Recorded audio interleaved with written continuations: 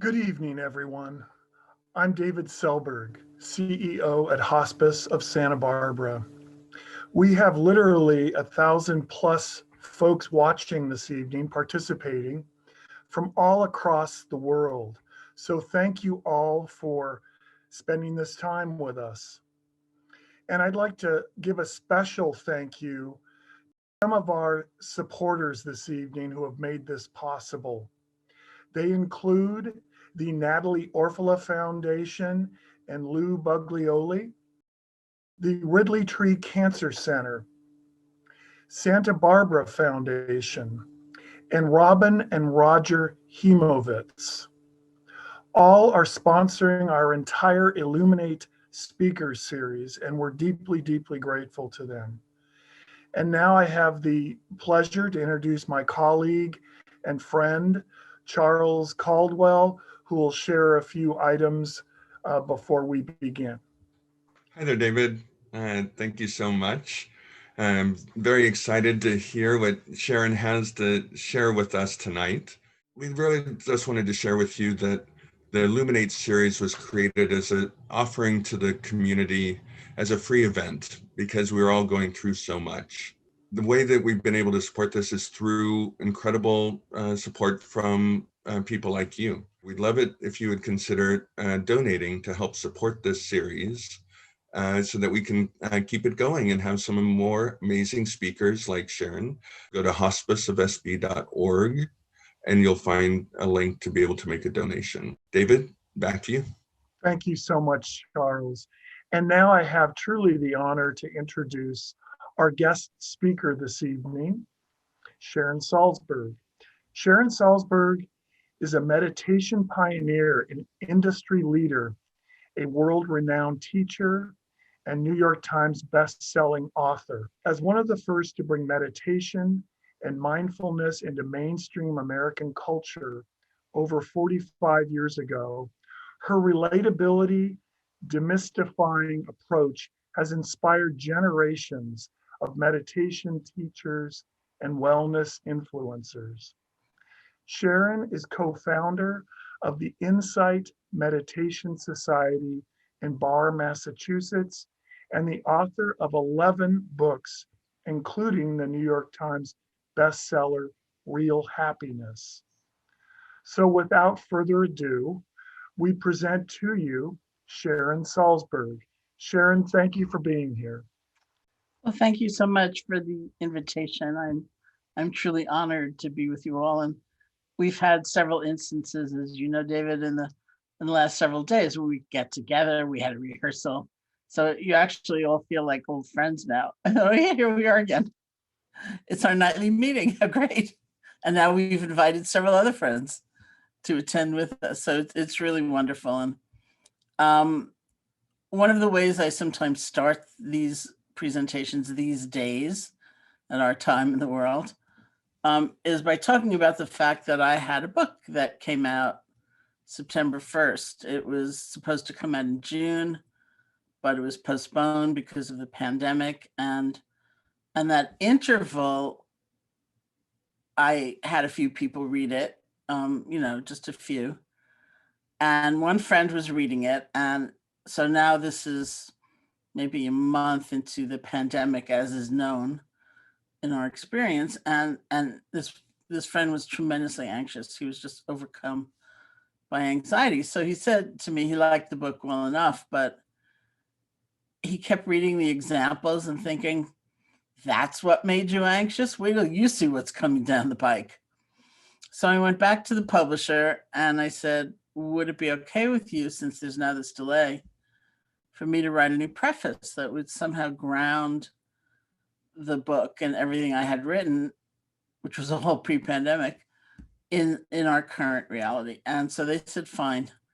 And that left me a little bit of time in order to write this preface. So the question I pondered, which I'm about to present to you as well, the question I pondered over and over and over again in the effort to write that was, what's still true?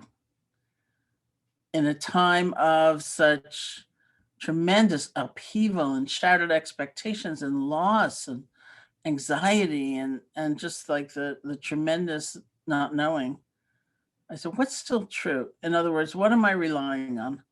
What am I counting on? What's holding me up in this? What's sustaining me? And that became a super important question, because it also pointed me back to what can I count on that is actually not tied to circumstance, whatever it is, maybe certainly affected by current circumstance, but is not defined by current circumstance. Like what's intact, what's whole anyway. So um, sometimes I like to start, not only I'll tell you what I felt myself in that reflection, but if you want to just reflect on that question for a few moments, like, is there something, some commitment, some value, relationship that you feel is sustaining you in some way right now?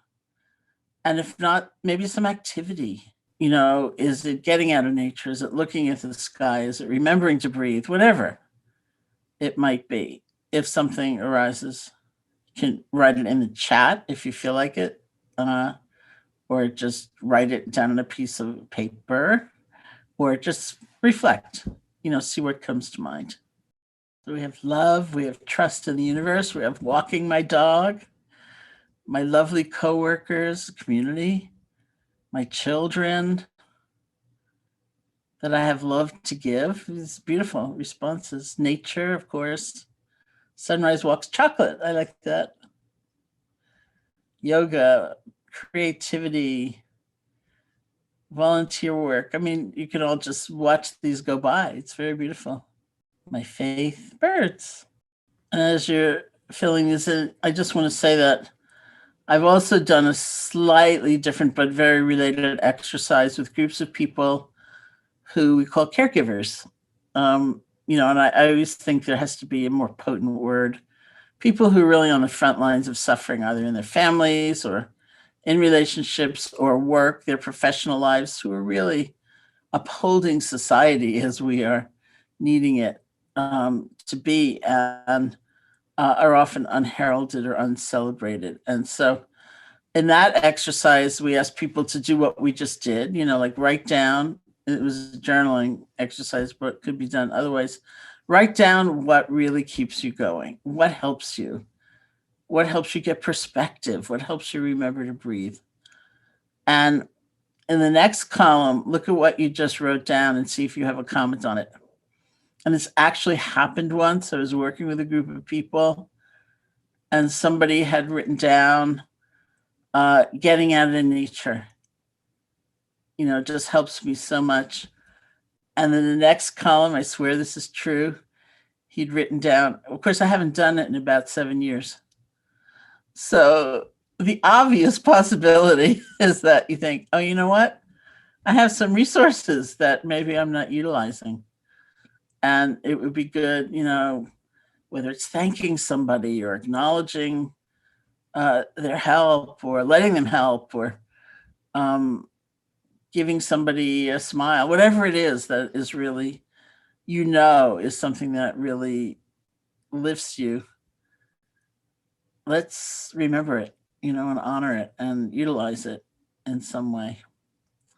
So for me, a lot of what I found in answering that question and trying to be as truthful as I could were actual skills that I had learned in my meditation practice, that they were kind of held in tools and techniques that I had learned now a long time ago. I practiced for the first time 50 years ago, 50 years and a month and 10 days. So it's been a long time. And I had gone to India as a college student. It was my third year of college.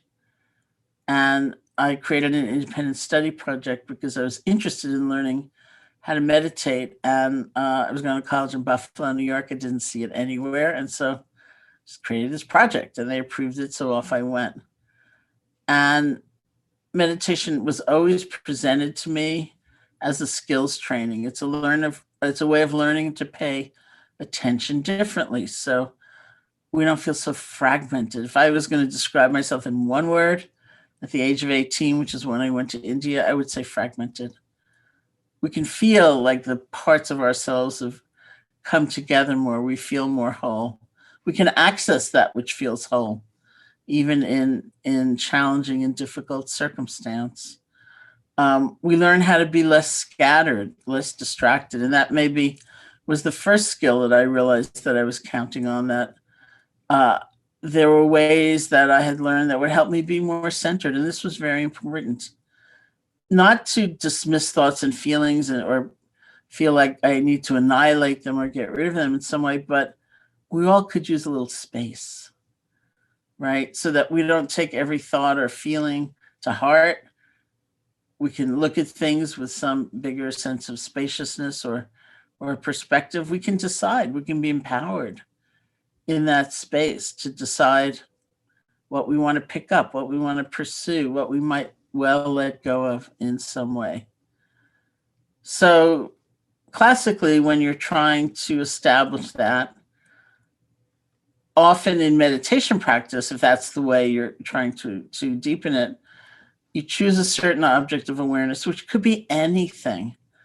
Could be the feeling of the breath, could be a sensation in your body, could be a prayer, could be a sound, could be a mantra or an image, could be anything. And you rest your attention on that object. Now, that's the first hard thing, right, for most of us. There's a feeling, let's say it's the feeling of the breath, that if we get a stranglehold on that object, our minds will actually be calmer and they won't, they'll freak out. We rest. And that's such a hard thing to believe and to adjust to. I remember I read a book called Real Happiness, which had a lot of guided meditations in it. And when it first came back from the editor, she'd said, "You're using the word rest a lot. Are you very tired?" And I said, well, probably, but that's also the word. And this too is very interesting, because what we find is that if we can pause just for a moment from the chaos, from the pressure, from the responsibilities, from everything going on around us, just to rest, that this is actually restorative. This is what builds resilience and the ability to keep beginning again and make adjustments and not hold on rigidly to outcomes and things like that. So we rest and we center. Our minds, of course, go everywhere because that's just how we're trained. They say that very commonly our attention will fly into the past and often to something where we now have some regret, and we go over it and over it and over it and over it, but not with an eye to how to make amends or for lessons learned. We just go over it and over it and over it and over it. And or our minds fly into the future. And I'd say in a time like this, it's a big and, a lot of anxiety, a lot of projection into the future. Like, what about tomorrow? What if it's even worse? And then how am I gonna cope? I have to get back to New York and I have to get into my apartment. But, I did read that thing. I think it said that you can get Legionnaire's disease if you turn on the faucet. But I don't know what about, anything. Wait a minute, like take a breath. Just come back to the moment, because, our very life force is just thrown away as we do that. And so the simple exercise of choosing an object, resting your attention, realizing you're way gone, letting go, coming back is actually a very profound exercise. Because I found, that was the first thing practically I learned when I'd gone to India, and I was most dismissive of it. I thought, that's stupid. But it's probably the most important thing I've learned in all these years of meditation, and the most useful in daily life, because how many times a day do we have to let go and start again? We fall down. We have to pick ourselves up or let someone else help us up. We start over. We make a mistake. We have to, lessons learned, forgive ourselves and be able to move on, to come back, to try harder, to try better, something like that, rather than just castigating ourselves endlessly over something that we now cannot change, So there's so much even in that simple exercise. And I've been counting on it a lot. As I remember that, we meet situations with various levels of a feeling of resource. It's like, that's the stress dynamic. There's the stressor, the incident, the circumstance, the problem, which could be really severe. And then there's the resource with which it's met. And that's not to say we don't try to work on the circumstance or the problem or the issue. We do. But we know we can always affect the resource with which it's met. And it's going to make a difference. If we are exhausted, if we're depleted, if we feel overcome, we need some rest. And in a state of greater balance, maybe we would meet what's going on without feeling so completely consumed by it, things like that. So then the next tool I am really counting on is mindfulness, which is it's defined in lots of different ways, but my favorite definition is a quality of awareness or attention where our perception of what is happening in our bodies, in our minds, in our world is not so distorted by bias, old fears coming up right away and saying, well, that's not a good thing to feel. Let's pretend it was something else. Or something uncomfortable, pain in our bodies, or a heartache, or disappointment, and we jump into the future. And we create a scenario that has not happened and may never happen. And we realize, you know what, I don't need to do that. I can be with it as it is. And we just learn that skill of not blaming ourselves for what we're feeling, allowing every feeling that arises the dignity of its presence, of its reality, and also understanding.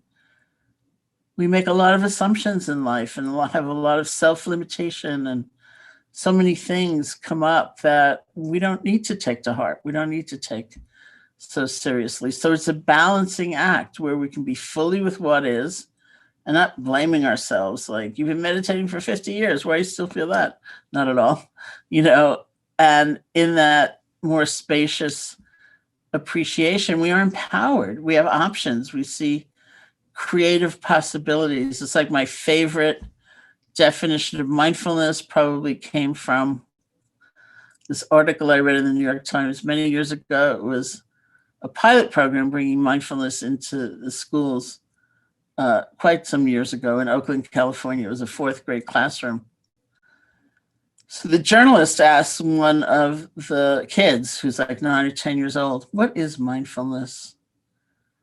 What is mindfulness? And he responded by saying, mindfulness means not hitting someone in the mouth. That's what mindfulness means.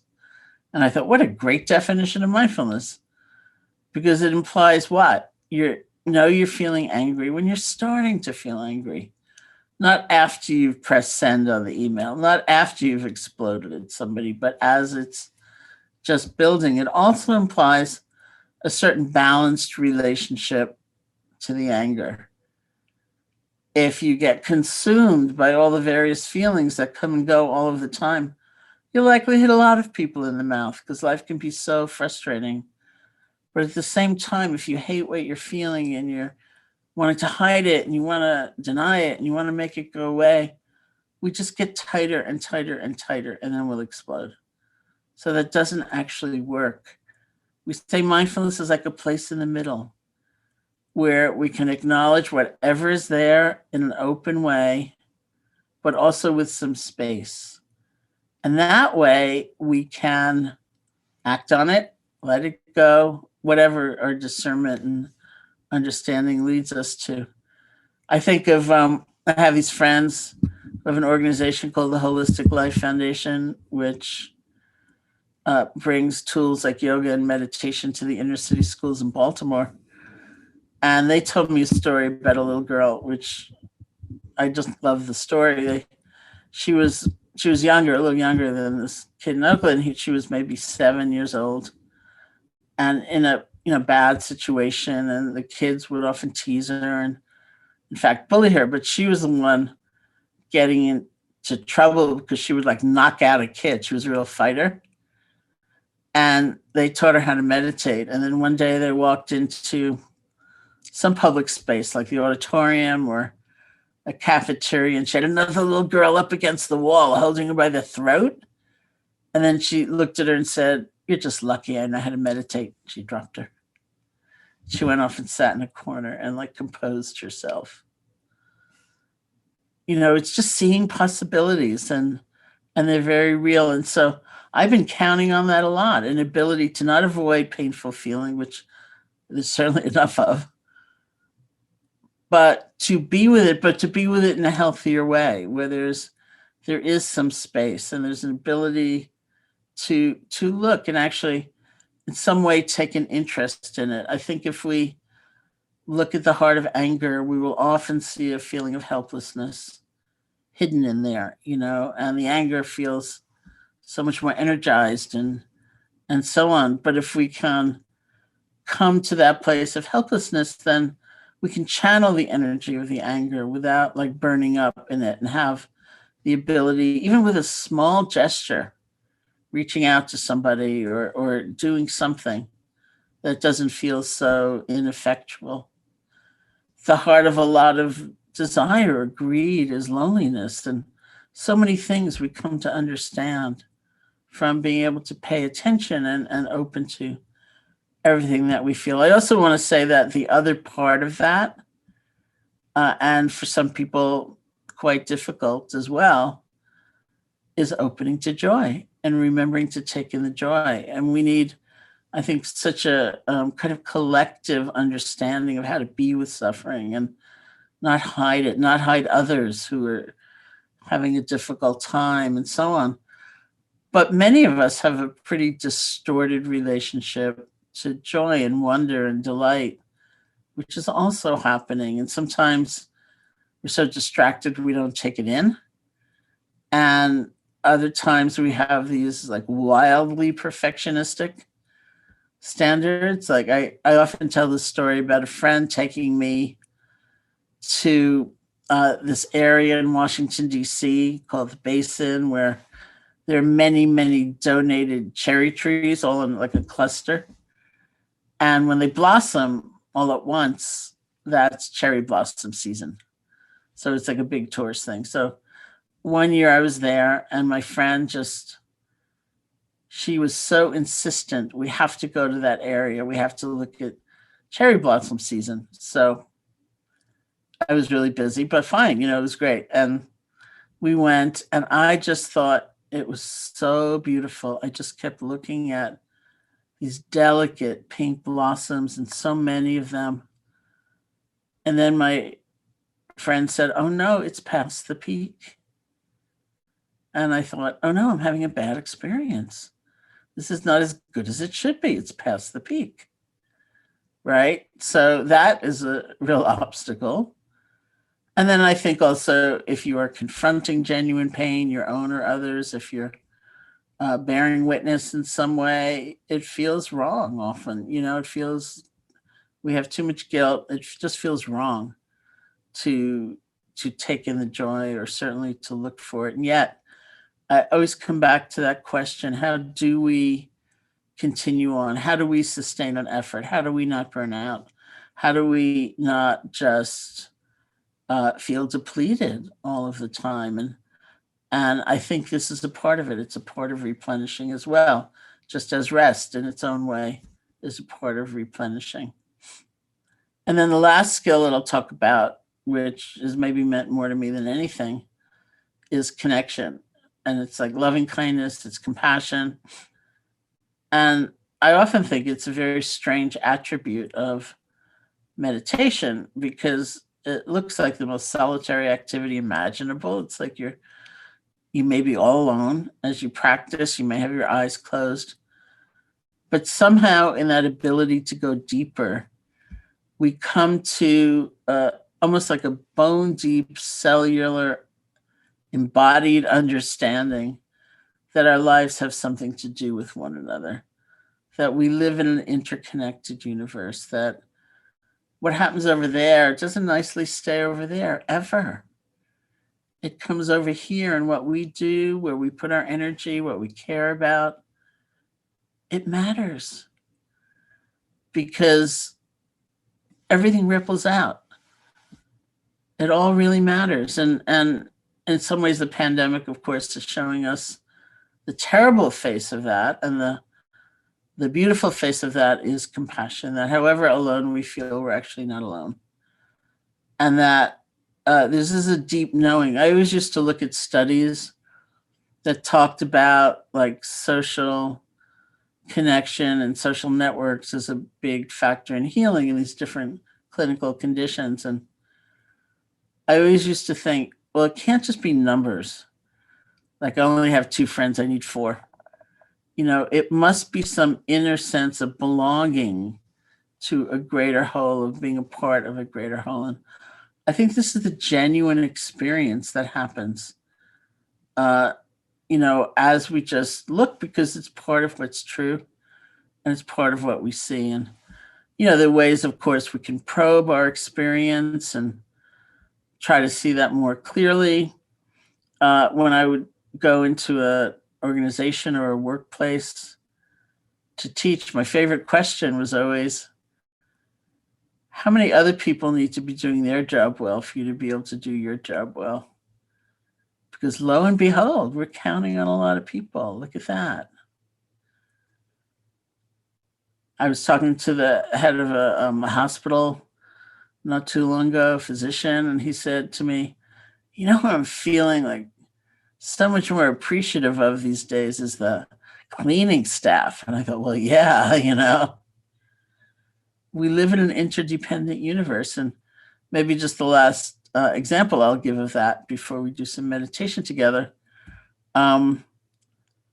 is kind of another simple one. I was driving in a car with a friend, and we were stuck in this terrible, horrible, awful traffic and complaining about it the whole time.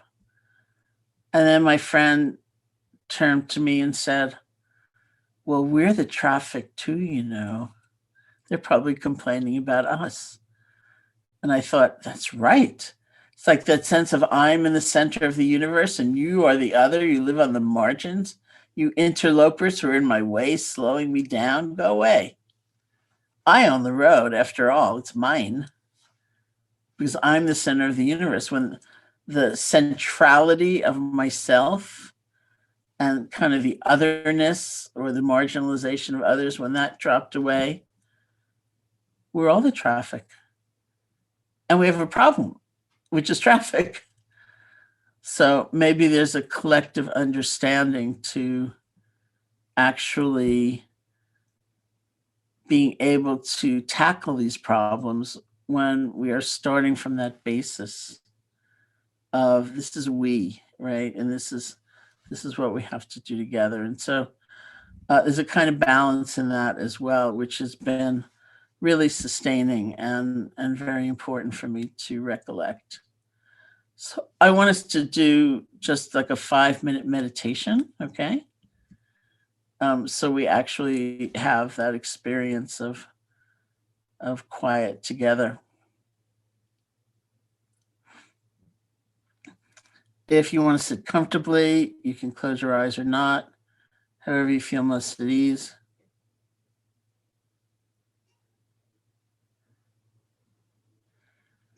You can start by listening to sound, whether it's the sound of my voice or other sounds. It's a way of relaxing deep inside, allowing our experience to come and go. And unless you feel responsible for responding to the sound, just let it pass through you.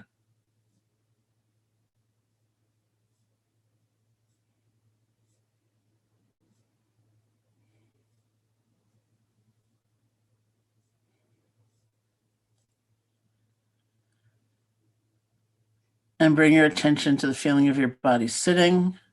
You can feel the earth supporting you.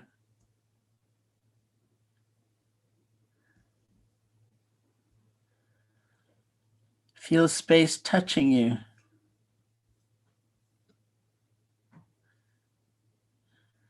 Usually we think about touching space and we think about like picking up our finger and poking it in the air. But space is always touching us. We just need to settle back and receive it.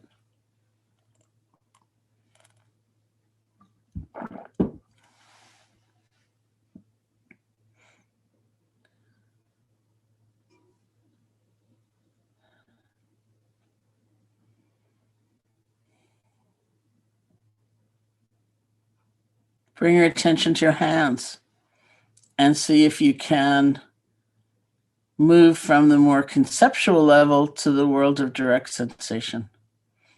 So moving away from like fingers to pulsing, throbbing, warmth, coolness, whatever it might be. You don't have to name these things, but simply feel them.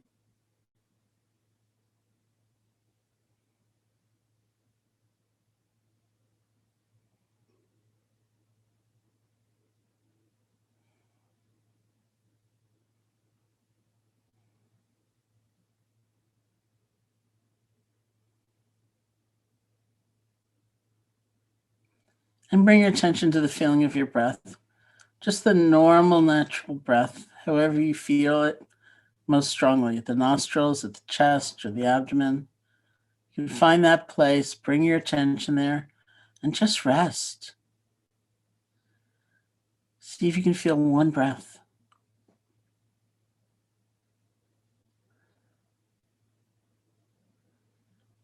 And its thoughts and images and sounds and sensations may come. If you can stay connected to the feeling of the breath, just let them flow on by. You're breathing. It's just one breath.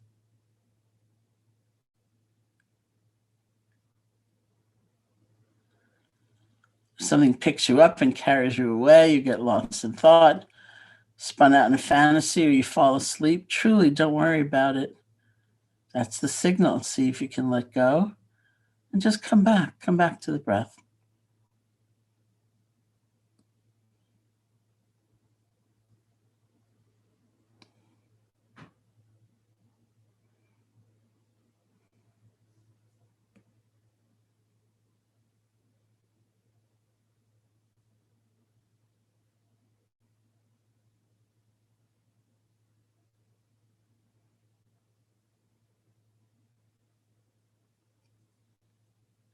And when you feel ready, you can open your eyes or lift your gaze, and we'll end the meditation.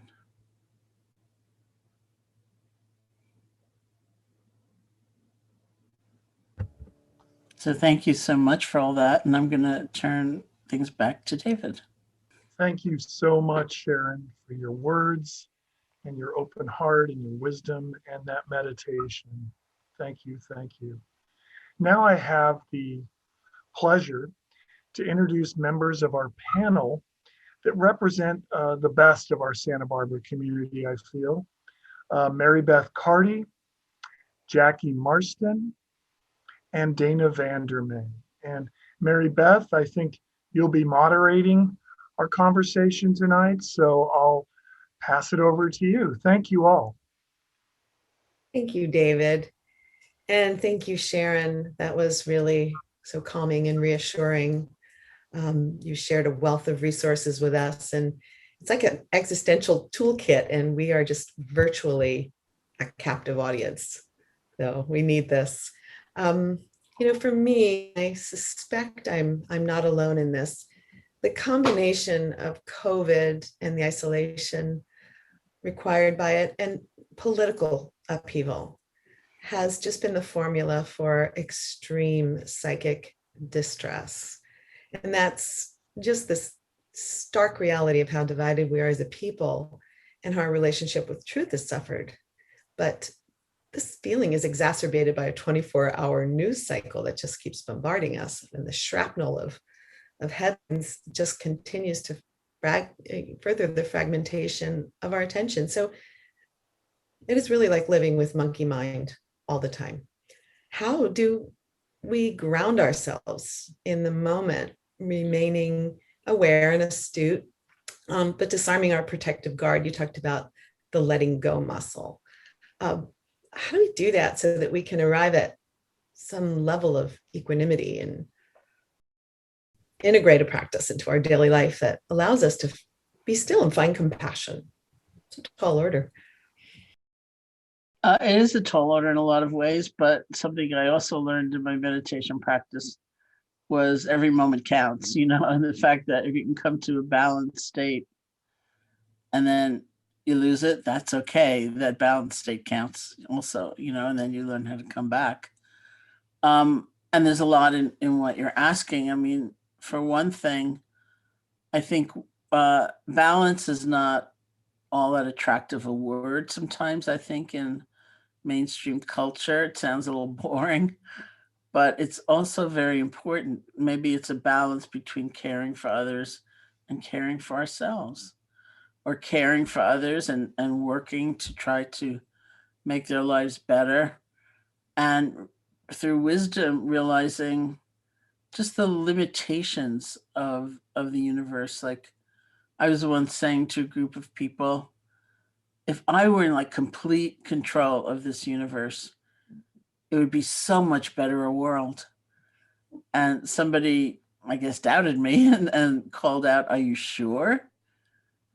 And I thought about it and I said, "I am really sure it would be a lot better, but it is not so." So there's a poignancy to that, but there's a truth to that. And so sometimes it's letting go of expectations that's really important, or again, taking delight in the moment. You may not see an arc of tremendous progress, but you have a momentary experience that is genuine, and that can be nurturing. There's so many ways we need to bring wisdom into this situation, and we need to understand our own limits. Like I learned a new word in this recent time, doom scrolling. I didn't know what it meant.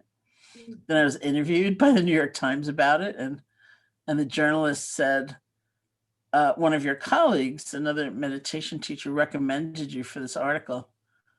And I said, I don't know what doom scrolling is. And of course, it's like, scrolling through, say, a smartphone or something, to read in essence the same terrible news story again and again and again and again and again. So there's a balance, between feeling I need to bear witness, I need to be informed, I need to understand, and then feeling like I am addicted to this device, especially since it was a big revelation to me when it's like, it's the same story, so I'm just getting riled up again. So then when the article came out, I saw that my quotation was in there and my colleague was not mentioned at all. So then I thought, I wonder why she recommended me. Maybe she doesn't do it. And she knew I did, and therefore it was a worthy subject for that particular interview. And I mean, I just see, especially in people who are caregivers of any kind, it is so hard to understand. It's reality. This is the truth, that we do have limits, that we need to find balance, that no one is helped when we're overcome, we're exhausted, we're coming from a kind of bad place because we feel like our hearts aren't there. It's just tough. And it feels so wrong to say, well, I'm going to take this time, or I'm going to remember to breathe before I respond, or whatever, because it feels too self-centered. But it's actually really crucial. It's true, finding that place to rest. Could we address a couple of the questions that people have put up? One of them, this one is a really good one. And as a nurse, I've had to face this with people. One person said, speak to the fear of dealing with a degenerative health issue and not going to fear for the future. So would you have some wisdom on that? Me, one's own degenerative. This person said that had degenerative. Yeah. How does one not panic when they are fearing the future? Yeah. Well, I mean, I think inevitably we would be afraid, wouldn't we? I mean, it's pretty scary, and yet I think, again, there's a way of being kind to ourselves in that, and allowing ourselves to feel what we feel, and realizing the injustice of demanding we don't feel that, and how we don't have to take that on. And at the same time, looking at whether there are factors that are actually diminishing our enjoyment of the present moment, which may still be available, but we're not taking it in. So for example, when I've sat and looked at my own fear, I've seen, and it's really just that process, like, let's watch the fear movie, no judgment, what's coming up. what I've seen is that despite the world's pronouncement, which is also true, of course, that we're afraid of the unknown, I'm afraid when I think I do know, and it's going to be really bad. And it's the stories that I'm telling myself that really get me going. And even, not meditating, just seeing that arc of anxiety come up, I can remind myself, you know what? You don't know. And then I feel space and I feel relief. Now, that was quite a discovery for me, so I think sometimes we need to find that kind of clarity. Like, this is the fear that is inevitable. This is rightful. Of course, maybe this will actually help me too, to pay attention in a different way, in a good way.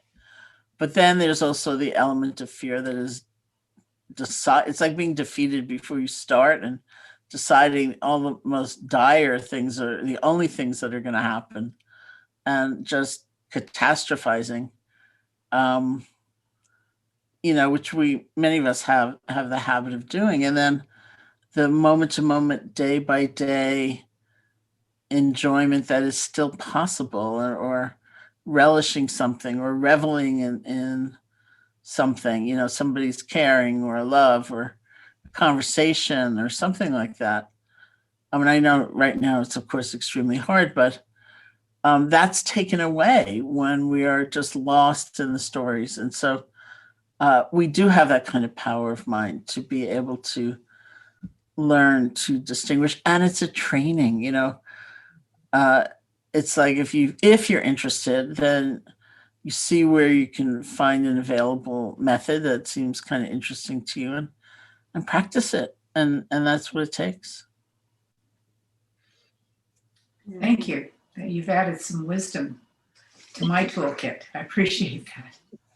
Coming back into ourselves, it's so important to use breath, the tool that we have at our disposal, which we forget about and withhold. And it feels like since that terrible day in May when George Floyd uttered his last words, we've all been sort of clutching and holding our collective breath, just rooted in fear. There's just a lot of grief and heartbreak. And, breathing is further challenged by fending off a deadly airborne disease. So just the reminder to come back to the breath, because grief kind of finds a home in your body.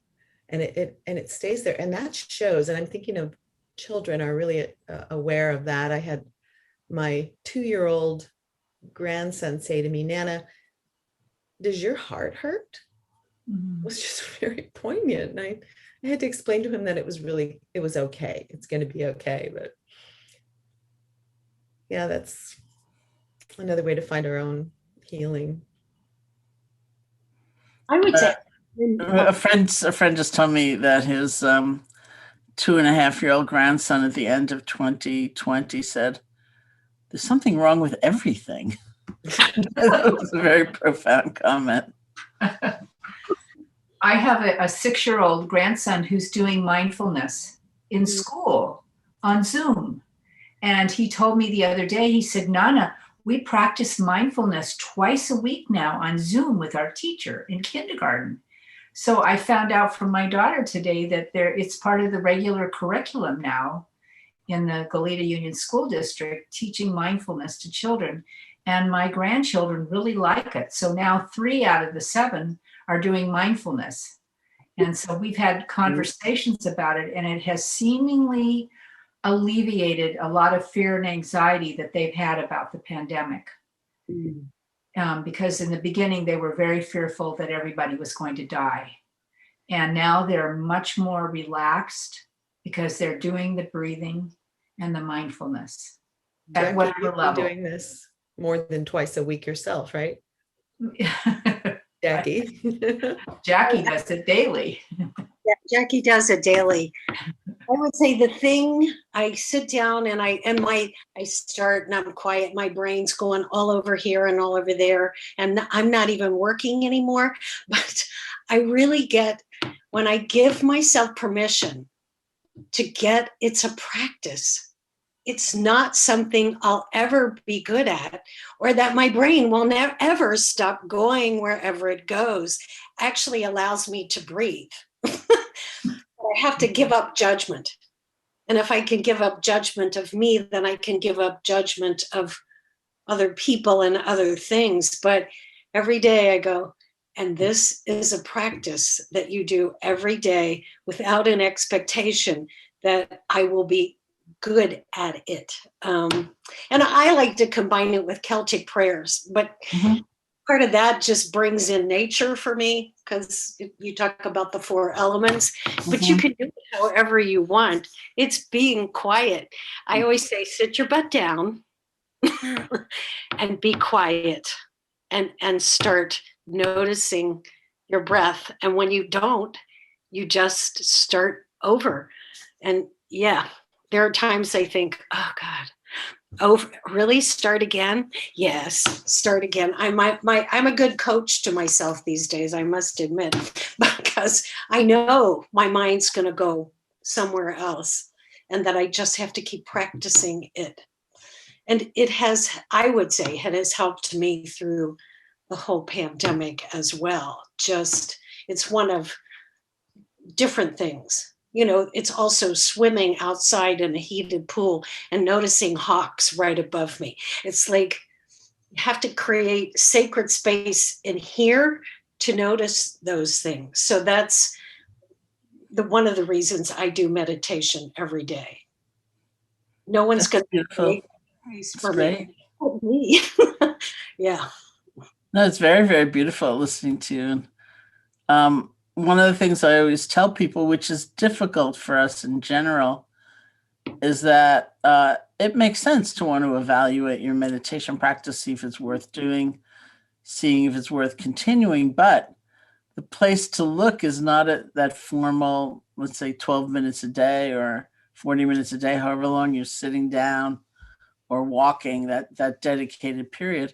The place to look for change is at your life, because that's where you'll see it. You might not see like, wow, I've been sitting every day for a month or a year or whatever, and I'm just floating all the time. It may not be like that, but you will be different. The way you speak to yourself when you've made a mistake, or the way you meet a stranger, or the way you're willing to take that step or say that thing or make that gesture, even if it doesn't feel like, the most magnificent thing in the world, or most impactful thing in the world. You do it because it's the right thing. And there's so many changes we go through that only appear in our lives, which is where it counts, But I've seen, generations now of people discouraged, like, I still get sleepy when I sit, or, I still have those same stupid thoughts, or whatever it is that is still there. It actually doesn't matter, because we're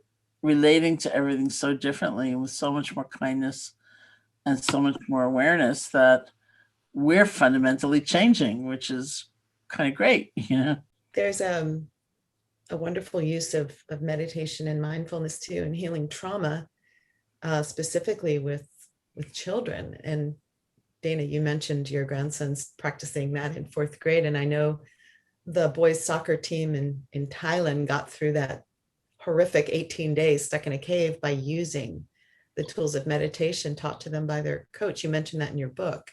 And then you did some work in a detention center, right? Kids that were separated from their parents.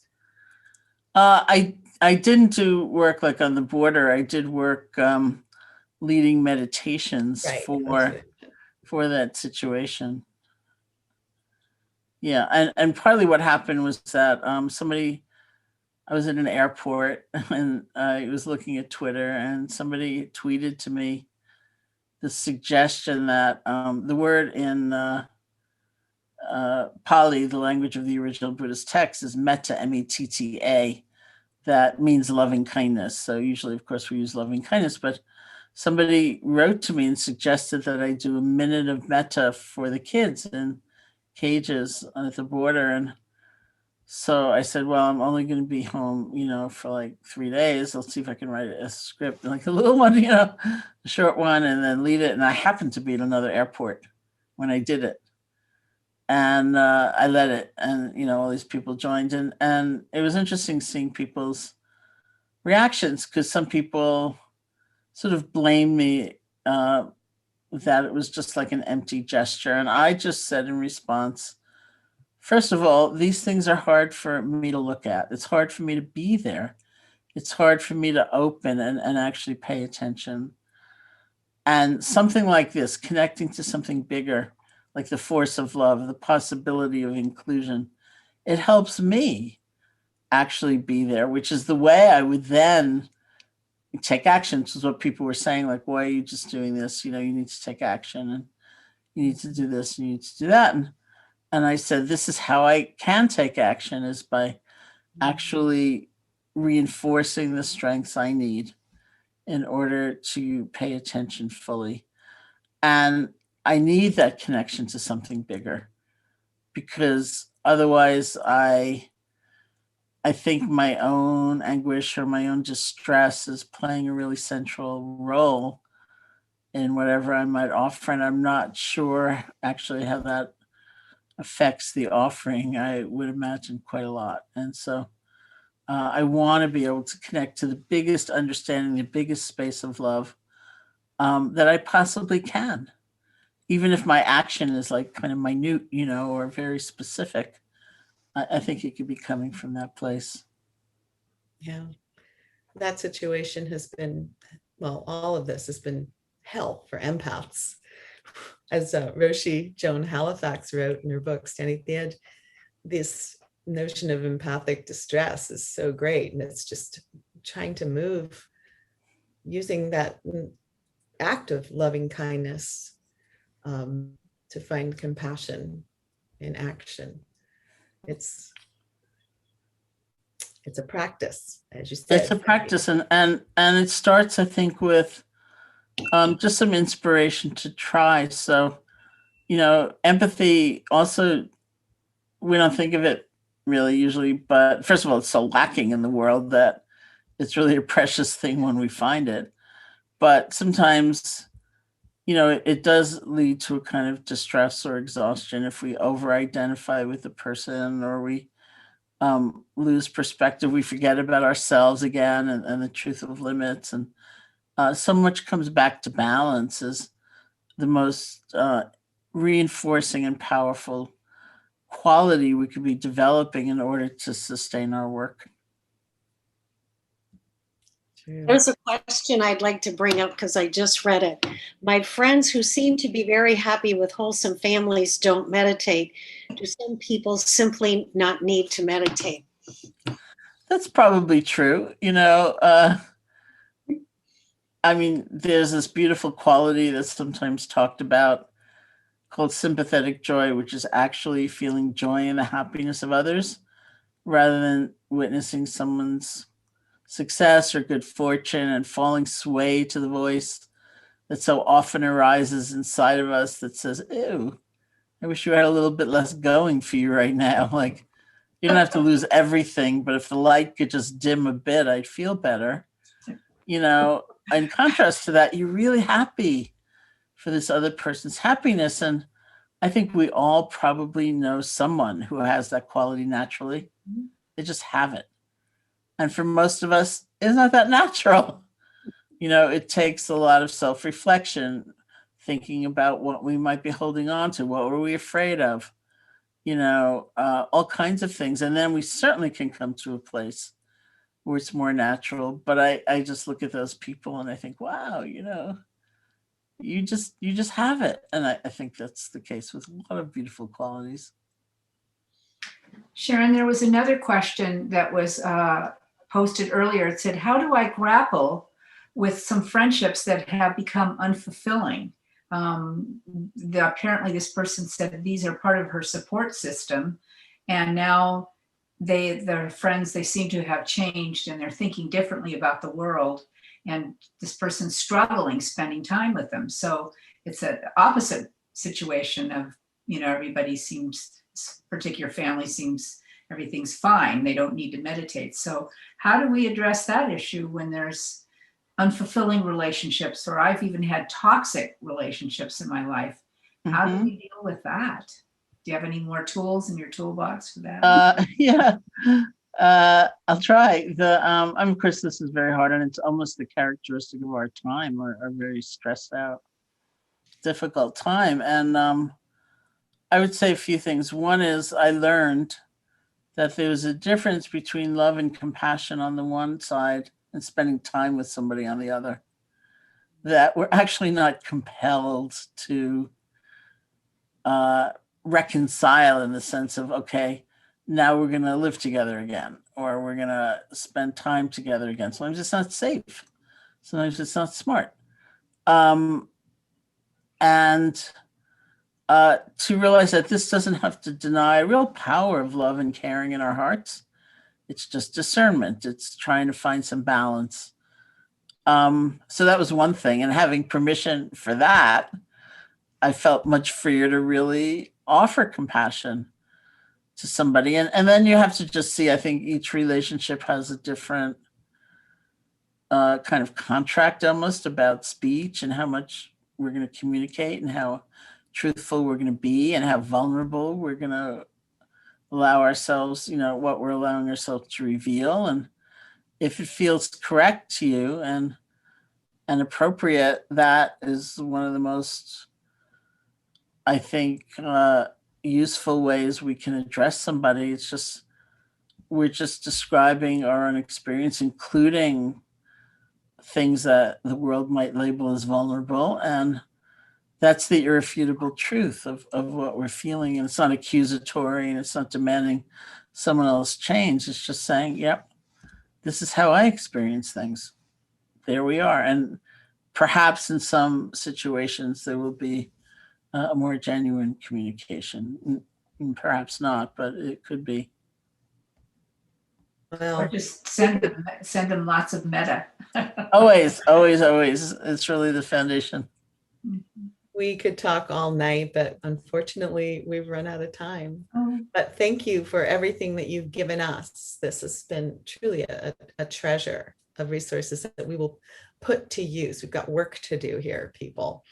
So thank you again, Sharon, and I'm turning back to you, David.